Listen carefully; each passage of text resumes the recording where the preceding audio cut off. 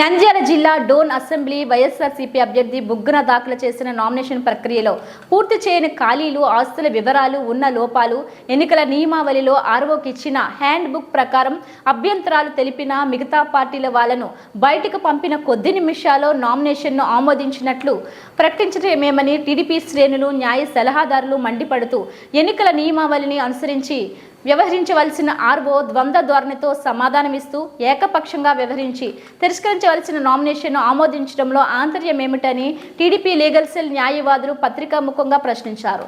రాష్ట్ర TDP legal cell వారికి వైఎస్ఆర్సీపీ అభ్యర్థి నామినేషన్ పత్రాలను పంపించామని, వారి నిర్ణయం మేరకు రాష్ట్ర ఎన్నికల కమిషన్ దృష్టికి తీసుకుని వెళ్లి న్యాయ పోరాటం చేస్తారని అన్నారు. స్టేట్ లీగల్ సెల్ వాళ్ళు పంపించారు. మేము రూలింగ్ పొజిషన్ చూపించాం.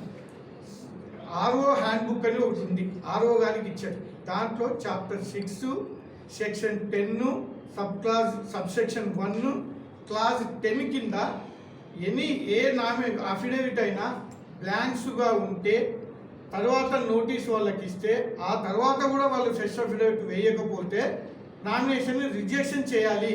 It is a ground for rejection అని కూడా చెప్పాను సార్కి.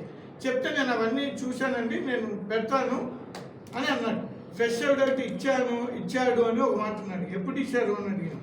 అంటే గతంలోనే ఇచ్చినారని, ఎందుకంటే అబ్జెక్షన్ రైజ్ చేసినాక ఏమన్నా ఫ్రెష్ అఫిడవిట్ ఇచ్చినారేమన్నా ఉద్దేశంతో అడిగితే ఇప్పుడు కాదు, గతంలోనే ఇచ్చినారు.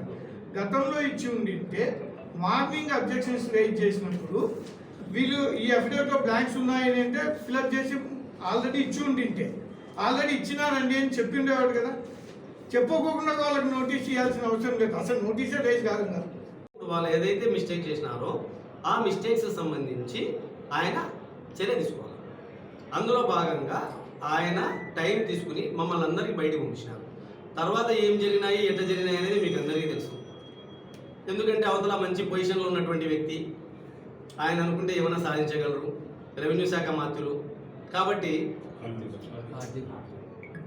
ఆర్డీఓ గారిపై ఆర్థిక శాఖ మంత్రి గారు కాబట్టి ఆయన నామినేషన్ సాయంకాలం యాక్సెప్ట్ అయినట్లు ప్రకటన చేయడం జరిగింది. మేము దీంట్లో ఏం చెప్తున్నామంటే ఏకపక్షంగా మేము లేవనెత్తినటువంటి అబ్జెక్షన్స్ని పరిగణలోకి తీసుకోకపోవడమే కాక రిజెక్ట్ కావాల్సిన నామినేషన్ని అది కరెక్ట్గా ఉందని ప్రకటించడము ఆర్డీఓ గారి తప్పు. ఆ విధంగా నామినేషన్ దాఖలు చేయడము వైఎస్ఆర్సీపీ పార్టీకి సంబంధించిన వాళ్ళ తప్పు. కాబట్టి ఖచ్చితంగా దీని మీద తగిన చర్య తీసుకోవాలని చెప్పేసి పత్రికాముఖంగా మేము వ్యక్తపరచడం జరుగుతుంది.